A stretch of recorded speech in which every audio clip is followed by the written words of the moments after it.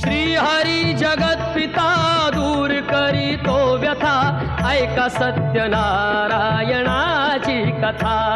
ही ऐका सत्यनारायणाची कथा, ही ऐका सत्यनारायणाची कथा। उल्कामुख राजा होता महाथोर, तयाची पत्नी होती सुंदर। नदी किनारी एकदा त्यांनी घातली महापूजा दोघांनी।